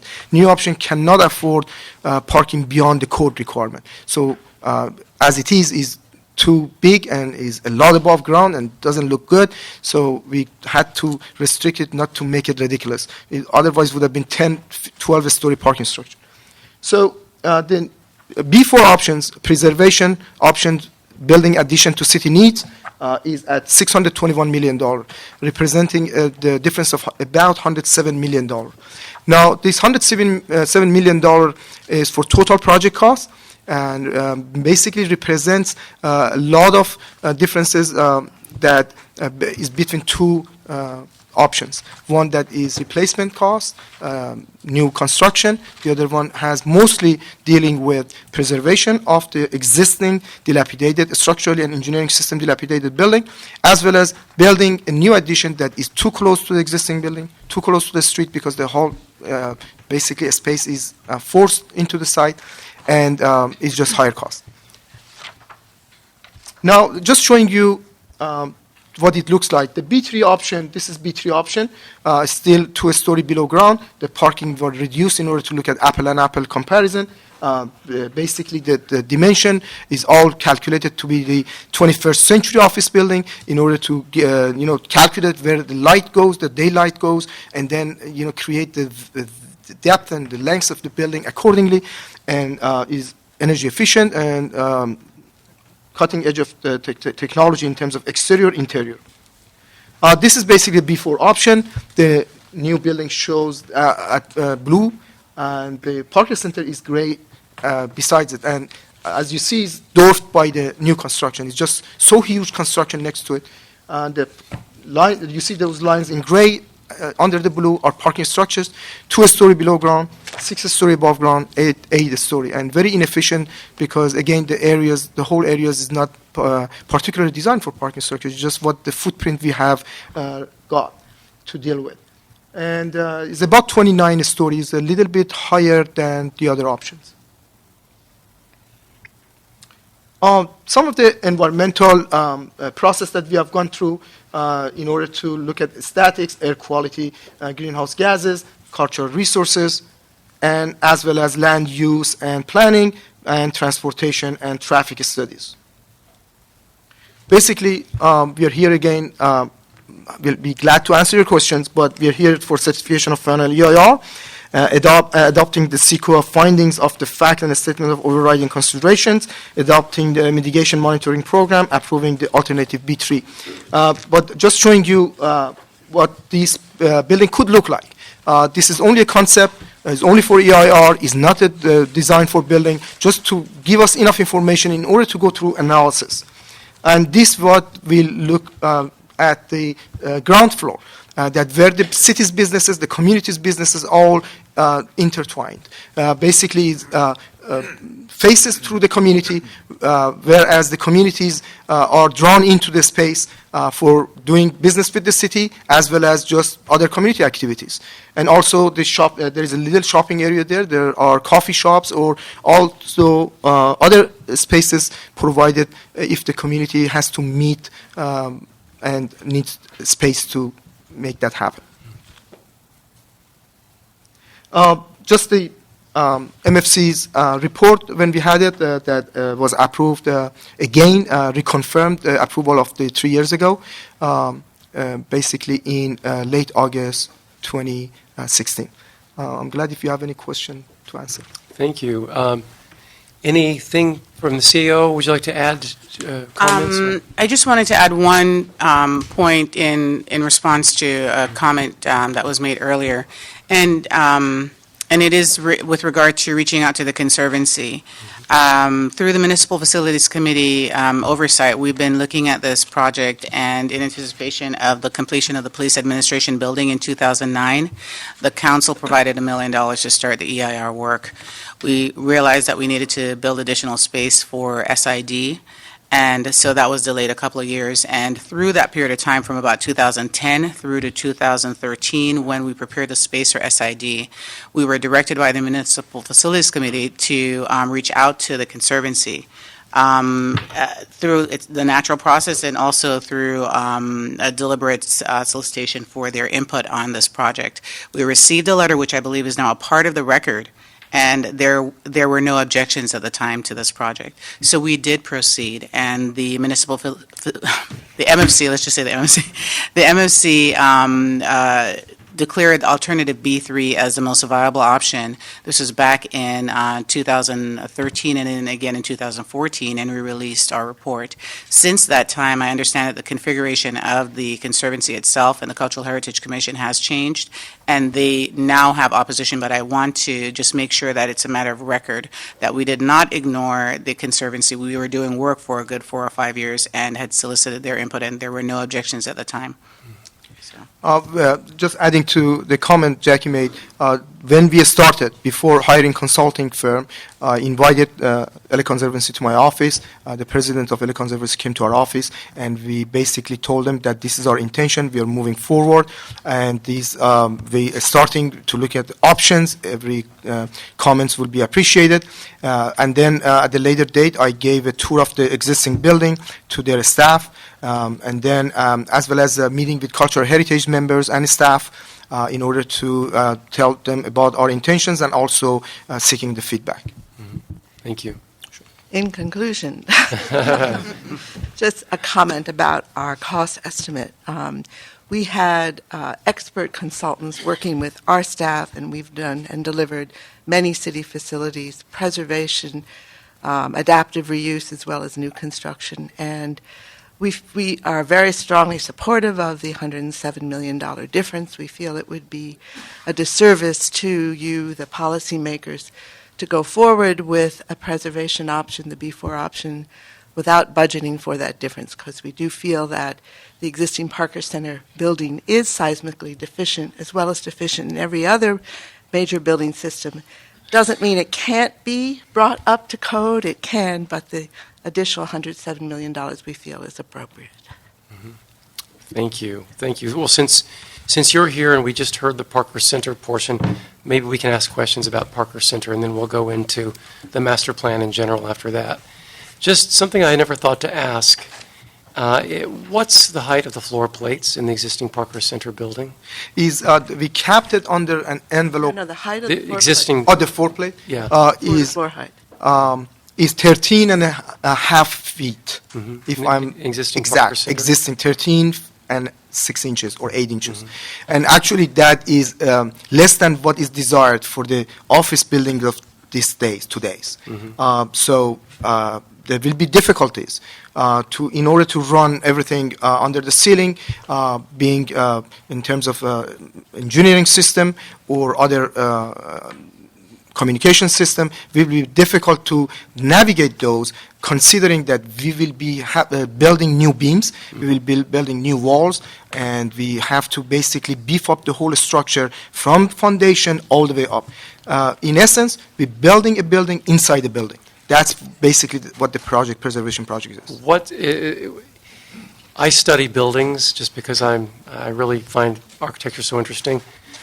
Typical floor plates on new high-rises seem to be on average about 17 feet. 13. I'm sorry, I was just corrected. It's 13 feet. It's not 13 foot 6 inches. It's 13 feet. So even so I just wanted to Thank you. to draw that distinction. They're not always 17 feet, but usually at least 15, 16, 17, even 18 feet is the new sort of floor plate height. So in terms of the B3 concept of the high-rise, I won't call it a replacement, but the new accessory building that is needed, it's not designed, obviously, it's just in concept, but what would the floor plates be there? Is exactly, I don't know if our consulting.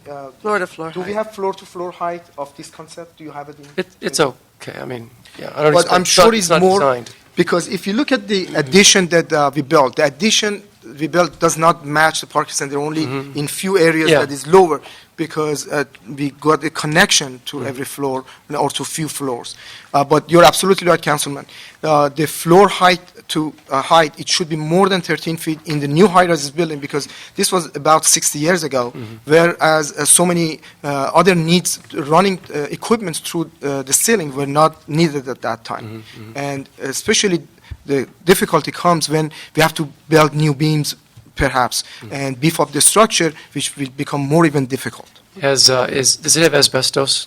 Definitely. The building is basically has a lot of hazardous material in assembly, and it makes it more difficult because if the building is preserved, historically significant components of the building were very carefully should be separated, documented, and then the hazmat should be abated from the building. It's a very tedious process. And then again, after we make the structure go back to the safe and complying with the codes, come back and those basically repaired components that are historical put back carefully to its place. Do the same hazmat requirements apply to a building that's going to be demolished that has asbestos, as opposed to a building that has to be cleared of asbestos and then rehabilitated? Yes, there are differences there. When you replace the building, you still have to abate the asbestos and abate the hazardous material. Demolish. However, you demolish them. The process is not tedious. It's not the construction, basically, that you do during the preservation options. Basically, you do the survey of the building and come and won't be really nice to the building. You tear apart onto those areas that you need to tear apart and abate it. Were those calculations factored into your numbers? Of course. Yes. Okay, so a couple of questions. So some of these were answered in the presentation. Is the $10 million Mikla funding still available? Yes, it is still available. However, it would require reauthorization. Okay. And so that is its own process. And you require reauthorization through... Well, that's one of the recommendations in the report, and so if you were to approve that, then our debt group, who's worked very closely with us on both projects, would just go ahead and reissue. Okay. And I understand that there are competing interests for the Mikla, but Sure. there's still a capacity. It would still be within the capacity. Sure. 6% capacity. Okay, great. And so should the Parker Center building be demolished, what artwork or cultural elements that are important that you heard about in some respect today and know much more about than what we talked about today, what is the preservation plan for example, the mural was mentioned? The EIR documents has a mitigation measures in there. As part of the mitigation measures, every historical component, including the mural and the statue at the front of the building, will be preserved and incorporated into the new building. So we not only keep them, but also we incorporate into the new design. At the same time, the mitigation measures identifies not only for recordation of when the building is demolished with the recordation, but also at the lobby area. We will have an area designated to the old building and the old history of the building. We call it like a culture resource history or background of the building that would tell the story of Parker Center. I know the community here also mentioned their interest, their stories needs to be told. And also the fact that the Parker Center went through a lot of social history throughout the last 50 years. Those will be also told in that center. It will be interactive. Cutting-edge technology will be used that every visitor to the building will have a chance to see it. It will be at the first floor of the building, open based on EIR document, will be open in the first month, within a month of the issuance of certificate of occupancy for the building. And it will be in a way that not only the significance of architecture of the building at the time will be shown and will be demonstrated, as well as what the building throughout the history, social history, its social history gone, and also what was there before the whole Parker Center was built. The community mentioned so much of history that will be also incorporated. So So it was literally and geographically part of Little Tokyo before. Yes. The city purchased the land and tore it down and built Parker Center.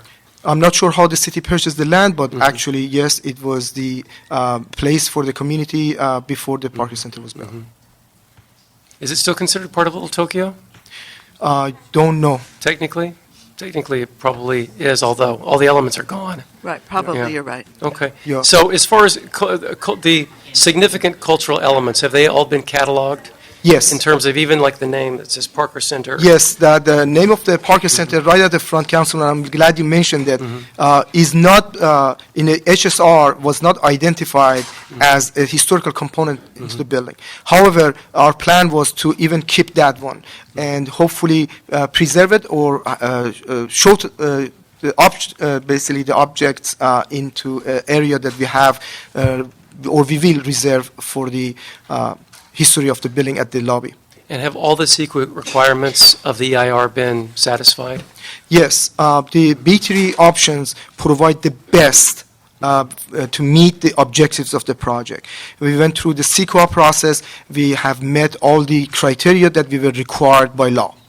At what point did the work that you're doing on the EIR for Parker Center dovetail with the Civic Center Master Plan? I imagine there's been lots of cross-pollination there.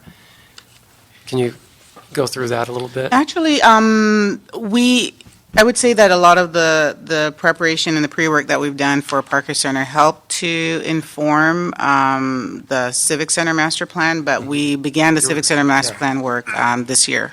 So it's just beginning? Yeah. As far as the exchange of information and... It's been essential because we actually are using one of the consultants that worked on the EIR with the Civic Center Master Plan. Councilman, as the Civic Center Master Plan showed, this will be the first phase, basically. right. But the Civic Center Master Plan is huge. You can't really undertake the whole thing at the same time. And this piece is probably one of the most important piece and importance of it because it goes first. And if we answer that piece, the whole Civic Center Master Plan will be basically on a roll to move forward. But this piece needs to go first, and this more complicated piece of the puzzle should be done first. So if the EIR were certified tomorrow, what would be the very next step for Parker Center? We need to actually address the building. The building is a public hazard as it is right now. God forbid if something happens, the building could collapse because the structural integrity of the building by report of structural engineers, expert in this field, is being compromised. So the $10 million that is in the budget, if it reauthorized, will be used in order to complete the demolition process first. At the same time, simultaneously, we will hire consultant in order to write the programming for the new building. This programming is very important. We need to write the programming with the help of the CAO, CLA's mayor office, your offices, and also the other city departments who are going to be users and occupying the centers. We will be working very closely with the communities and other stakeholders outside the city organization in order to make sure everybody's consideration or concerns basically are incorporated into the design. Thank you. Colleagues, questions about the Parker Center, and then we'll have the other panel come back. Yes, Mr. Buscaino. Thank you so much. Thanks, Mr. Chair. So I had an opportunity to work Parker Center 5 years. And Deborah, to say that Parker Center is deficient is an understatement. But I do have some questions. To me, you know, the room where OJ took his booking photo or Manson was interrogated, to me, there's no historical value in that. But in a time where we built a 911 center and a jail center, weren't we asking questions back then? Or weren't we looking at or finding more office space back then?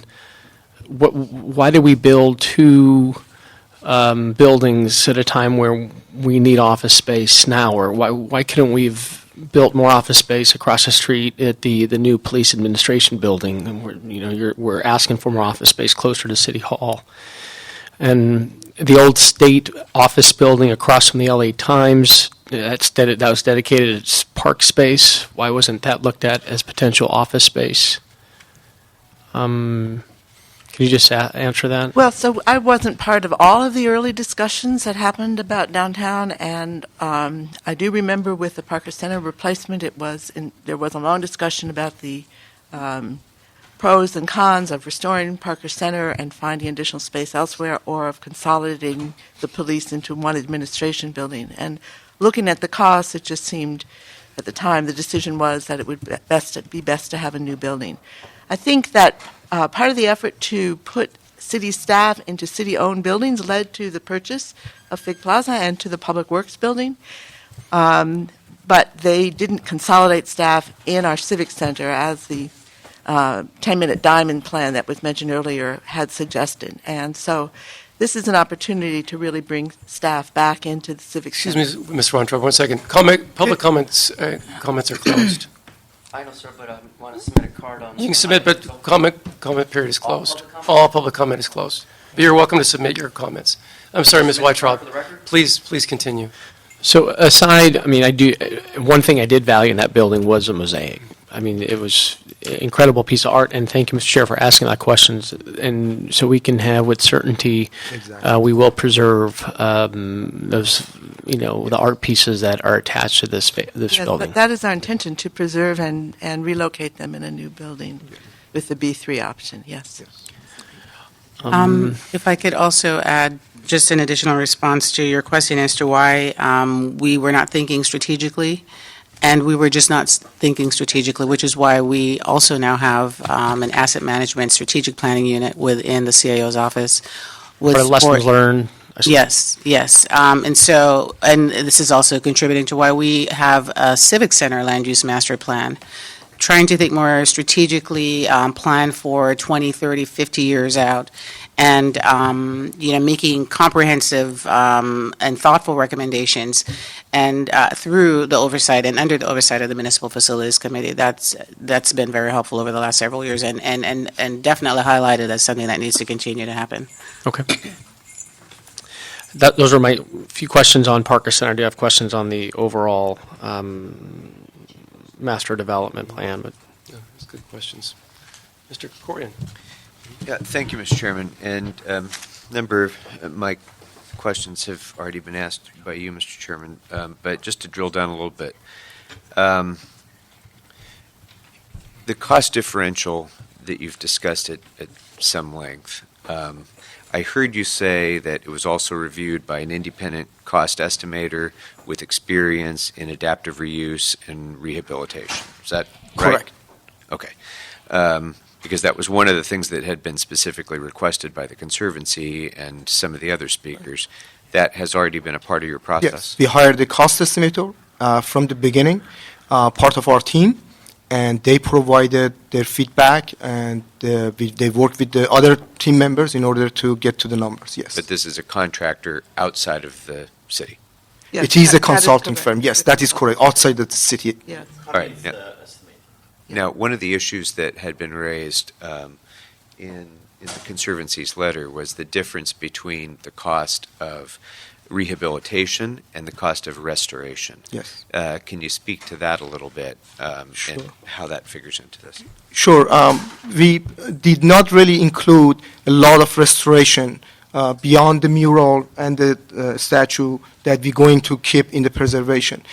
Basically, there is more preservation rather than restoration.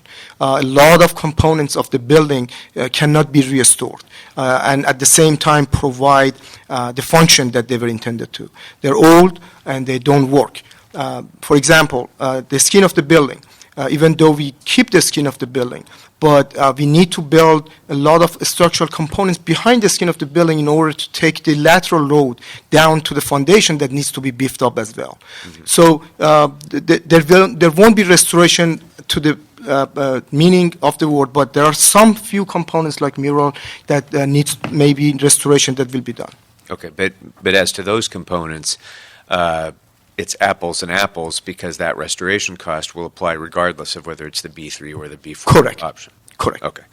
Now, are there any other factors that we should know about that account for the different Yes.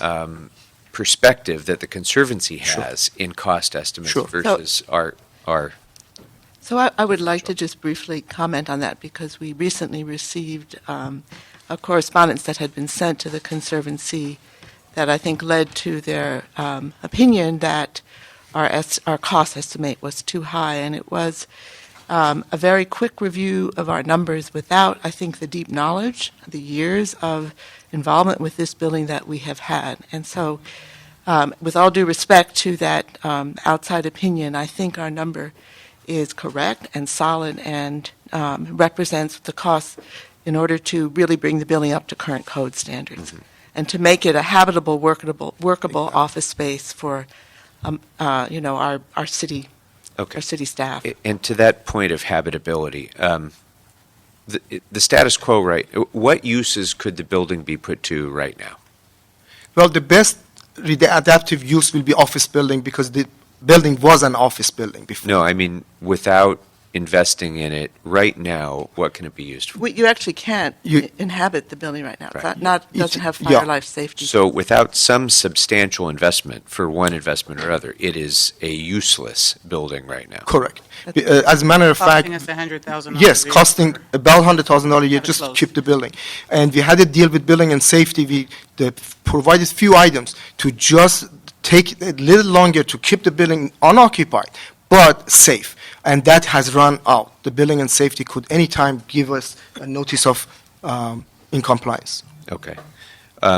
So in some respects, the most important historic elements, some of the most important historic elements of the building, like the interior artwork, Yes. will be actually enhanced if there is demolition and a reconstruction, because it will be usable by people.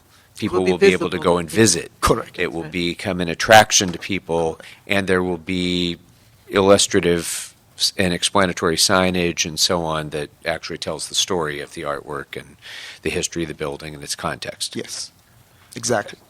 Now, there were some questions raised about process, and this is one that always bothers me a little bit because sometimes it seems like we don't do things in a methodical order, but that may just be because I haven't been at this since 2009.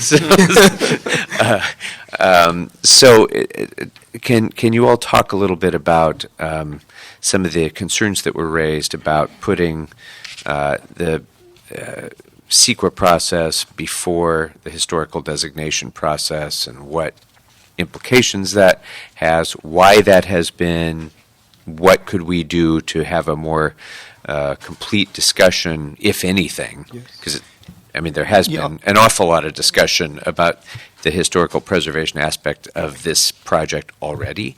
But as to the designation component itself, what would that add to this discussion? So, Councilmember, we understood that the building was eligible to be designated as a historical monument, and so our EIR considered it as such. So we understood that when we started in 2009. The Cultural Heritage Commission themselves chose to nominate it, and through really just an administrative mistake, that prior nomination didn't go forward. So they have chosen to renominate it. But we understood that it could have been designated. And if that process were completed now, there's the city's process of historical designation creates some obligations for future consideration. But there is a much higher obligation that's imposed if the building were on the National Registry of Historical Places. Is that right? Just want to emphasize that while the Parker Center building was just eligible and not in any of the state or federal lists, but in the EIR document, the Parker Center building was treated at historically significant, at the highest level, historically significant building. So like if it was in the list. So the EIR always looked at that significant impact exists. We did not dismiss the building because it was not listed, treated as it was. So that's how the EIR documents has. But your question addressed. as to what standard of restoration would apply depending on the type of designation, I believe that's what you. Well, there's two parts of this. The one is on your cost estimate. I assume that you did not include in the higher cost estimate restoration to a National Historic Registry That's level. correct. That is right. But the EIR process assumed historical significance great enough to justify National Registry inclusion and mitigations appropriate to that level of historical significance. Yes. Is that right? Correct. Yes, sir. Yes, sir. Correct. Okay. Yeah. Okay, I don't think I have anything further. Thank you. Okay. Thank you. Thank you very much. Thank you. Thank you. Thank you so much. We are going to have some questions in relation to the master plan.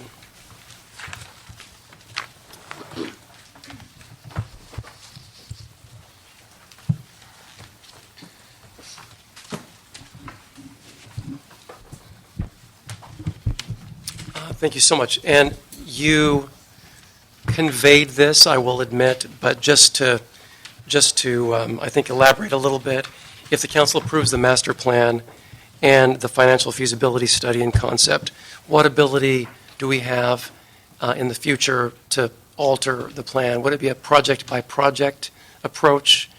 Because, as you mentioned, Stephanie, this is not, you didn't say this, but it's not etched in stone. So describe what that process would be as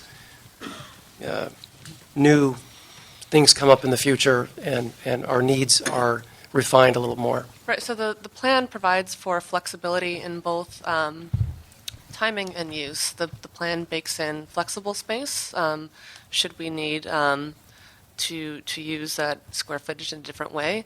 But it also provides flexibility to either accelerate or lengthen the time period that we need based on our priorities and based on market conditions. Mm-hmm. Okay. And since we had such strong input today from the advocates for Little Tokyo and the Japanese heritage, cultural heritage in the area, with that respect to that history, and how are some of those elements going to be incorporated into this master plan? Will that dialogue continue? Will you look for ways to incorporate and actually reestablish this area as part of Little Tokyo through cultural messaging and experiences, et cetera, programming? Yeah, absolutely. So each phase of the master plan will include much more extensive public outreach to the community. So as we go out for design, for example, for the Parker Center site, we will re-engage the community on that level.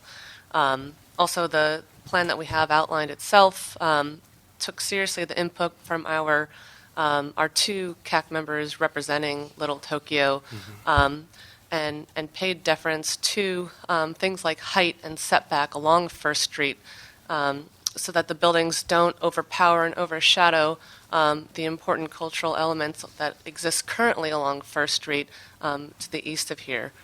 You also might have noticed that the study area is larger than just the Civic Center core itself. It extends east into areas 2, 3, and 7, and the mangrove site. And the reason that we left those areas out of the financial feasibility piece is because we have standing leases with the Geffen Contemporary, as well as Go for Broke for possible expansion of those facilities. Sustainable Little Tokyo Plan has done a long series of envisioning and planning for the mangrove site, and so we wanted to be respectful to the planning efforts that Little Tokyo has already undertaken for their community. I think it's good. I think cultural identity has never been more important anywhere in the city, across the city, that is. And so I think that's good to know that great care and thoughtfulness is taking place in that respect, and a nod to the struggles of the past and that was so eloquently explained by some of the speakers today. So I think that's terrific. The Triforium. So I'm sure it's going to get refurbished. Where would it land in the future of this master plan? Or where might it land? It could be reincorporated into the area that it is now. But like I said, this is a highly conceptual plan, so we haven't gone into design elements for that area yet.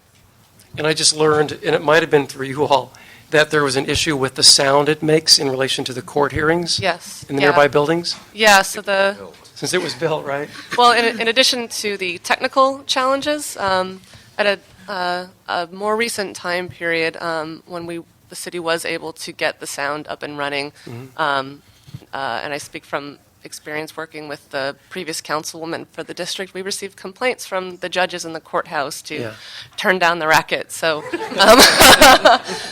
so perhaps we could sort of modify. I was going to say, modifying the sound, because if we're going to build housing. Just the output. Modify the output. Modify perhaps Okay. the direction that the sound is located, so both the public could enjoy the Triforium as it was envisioned without disturbing the court proceedings. Well, because if we're going to build housing and more office space, they're going to be just as bothered by the racket as some of the court proceedings and judges might be.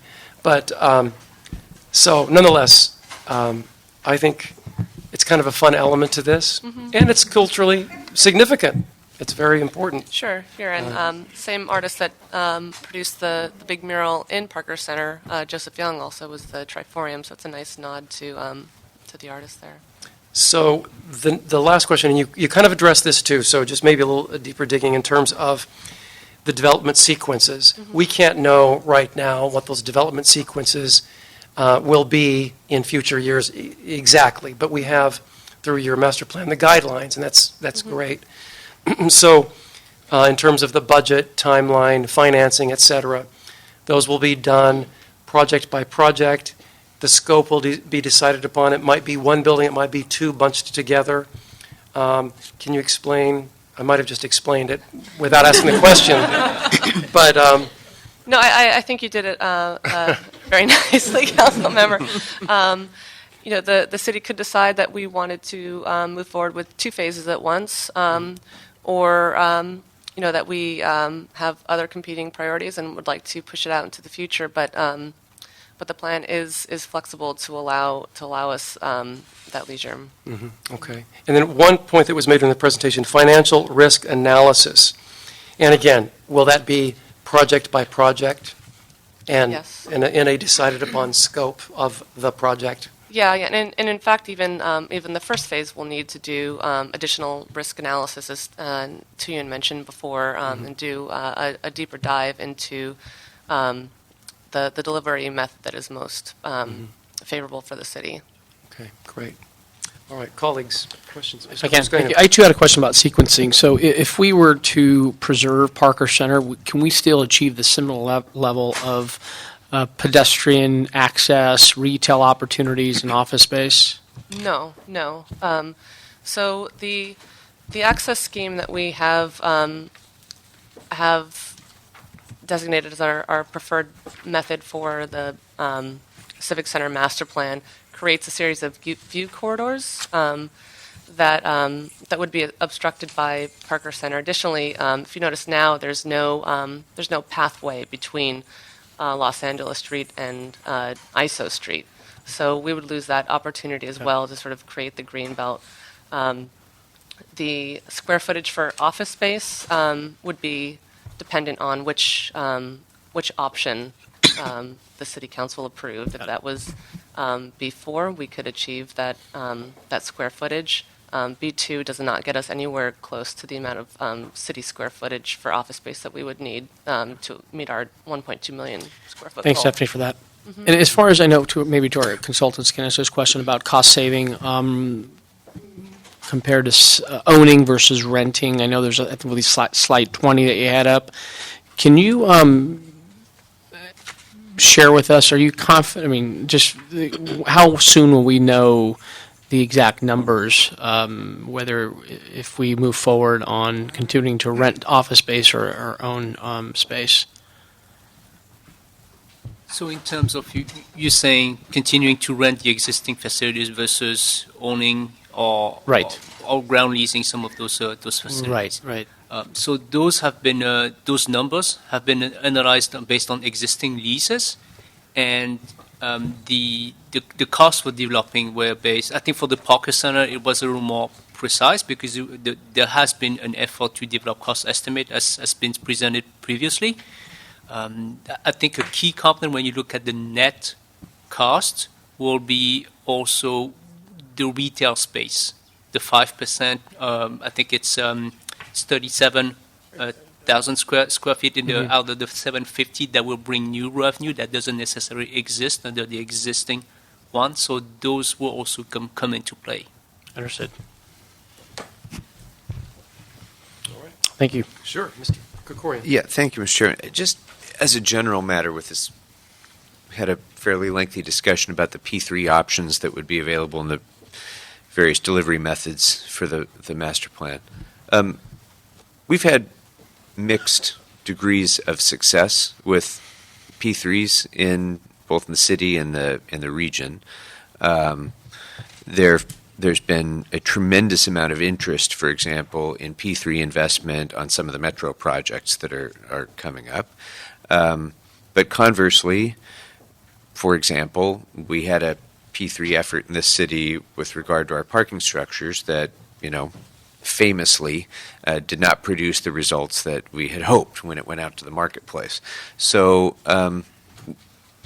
how would we go about doing this? How would we go to the marketplace for feedback from the actual people with money about what our best options would be? I mean, you've laid out some sort of theoretical, we could do it this way, or this way.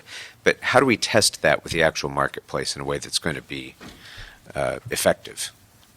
So at this point, it's a market where there's been a lot of money raised by pension funds, and a lot of investors try to look and invest in those projects. And there's lots of talks at the national level on how to spur further investment here. I think one thing to remember is those. It's an investment. It's not the private sector contributing and they're not expecting to be paid back. So there needs to be a revenue source to pay them back. So it's a way to deliver projects, transfer risks, but it's not free money. So there's a lot of demand right now. So those projects, especially ones where you look at public facilities, where it's very different than a parking privatization or a toll road where the investor will take demand risk, and if all of a sudden there's God forbid there's another economic crisis, the value of their investment will tank down significantly. Here we're looking at an arrangement where the way they will be paid back will be through city payments, like lease payments or others. This will be predicated upon the credit rating and the strength of the city budget. And forgive me, I get how it works, and I get what the risks and benefits are of going into the P3. What I'm getting at, though, is we might have one view of what the marketplace would be interested in investing in. And then when we actually put it out there, we might find that the marketplace has a very different view. That's been our experience in the past. So what are the sort of steps that we would have to take to get to a point where we actually know whether there's an interest in private investment here, and what that's going to mean, what that's going to look like?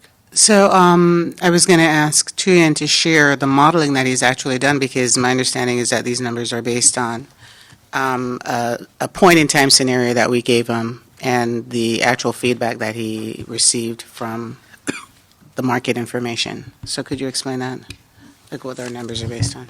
Well, I think in terms of the numbers, we did not take into account the level of market interest necessary, but the assumptions that are baked in there are based on what we've seen on other projects where there's been a significant amount of interest. So, for example, we did something very similar for University of California. We helped them go to market to expand the Merced campus by about 50%. So it was a campus development for about a little over $1 billion and over 1 million square feet of academic residential auxiliary buildings. And there was significant market interest. So usually you go through a concentration period where you kind of gauge the general level of market interest, so there you can have some meetings and open a presentation to try to understand who are the players, because with those P3s, one of the key aspects is to marry designers, builders, financiers, maintainers as well, and so getting all of them, and also with small businesses, to get acquainted and form potential groups. You usually go through a two-step process where there's a qualification first of teams that would then be able to receive an RFP to finally bid on it.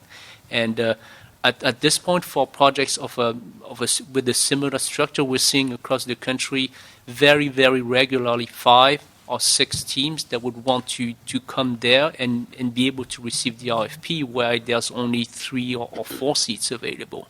Yeah. So at this time, it's more of a seller's market, if you will. Okay. Well, thank you. I don't need to belabor it too much. I guess we just should be mindful of the fact that the more risk we retain and the less prescriptive we are in defining the project, the more response we're going to get from the marketplace. And the converse is, the more we try to control the thing and the more we try to cast off our risk, the less interest there's going to be. So there's always going to be this balancing there, and you're right, it's not free money. It's new money, but it's not free, and if there's not a profit element in it for the bidder, we're not going to get any response either. So we still have a ways to go to define that further, but I appreciate your response. Thank you. Terrific. Thank you. Well, colleagues, thank you so much for all the presenters and all the incredible work on this. I think that what I'd like to make the following recommendations. Just the fact that I have held in committee twice since October as being chair, the whole what do we do with the Parker Center issue. I'd like to continue the matter one more time, since there is a historic preservation agenda item pending on this building for Plum. I think that it unsettles me to decide on the matter today in committee, since that is pending. So I will continue it one more time, the Parker Center piece. And then I'm going to continue the Civic Center master plan as well, since this is the first time we've daylighted the whole issue, and there's going to be lots of comments and dialogue and conversation about that. So what I plan on doing is rescheduling them both at the same time, and then we will, settle the Parker Center issue.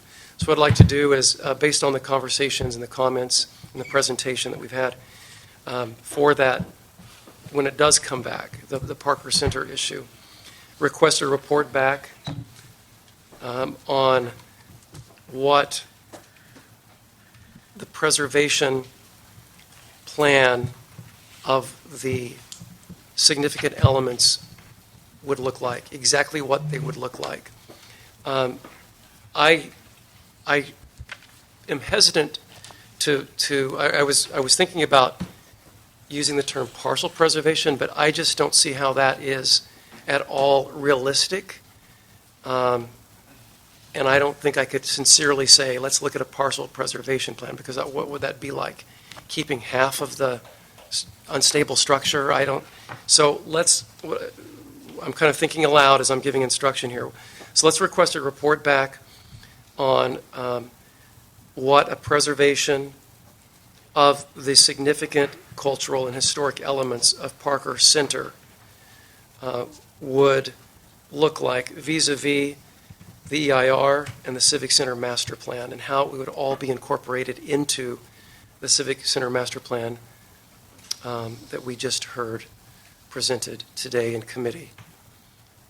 And I think that will give us enough to go on. It'll give everyone who showed up for public comment a little more time to think, to organize, to reflect, etc. But I think we've had a great discussion and great public input on the pros and cons of preserving the building, and the pros and cons of preserving it in relation to the city's needs, which really have to be heavily considered, because there are serious financial costs to this. It's not just about let's save a building that's really cool because it's a mid-century building with a great architect. There are responsibilities to our citizenry in relation to what those costs would be, and those have to be very, very seriously considered. So that's going to be my recommendation, that we continue the item, and I will plan on hearing both again as soon as the question of the historic preservation status designation is heard in Planning and Land Use Management Committee. Without objection, colleagues, anything you'd like to add to that? When that is? I think it's coming up later this month, if I'm not mistaken. What I'll do is I will check with the chair. Oh, okay, Ken knows. Good, great. Thanks, Ken. Ken Bernstein of Historic Resources, City Planning. Thank you. The last day for the council to act on the historic cultural monument application is February 1st. Okay. The council can extend that deadline by 15 days if it chooses, so most likely it would come to plumb sometime this month or early in February. All right, so 3 weeks unless there's an extension. Correct. All right, is that reasonable? I think it's reasonable. Yep. It gives everyone a little bit of breathing room and to really kind of think about all this, because there's a lot to think about. All right, without objection, that shall be the order. Thank you so much. Mr. Espinosa, are there any other items? No, but would you like to reconsider the other items that we heard on consent now that Councilmember Buscaino is here? Yes. Sure, let's do it. Mr. Buscaino, what we did was we moved items 2 through 6 on consent. Thank you, Mr. No objection there, so it's unanimous. Thank you. All right, seeing as there are no other items, that shall be the meeting. Concludes. Thank you.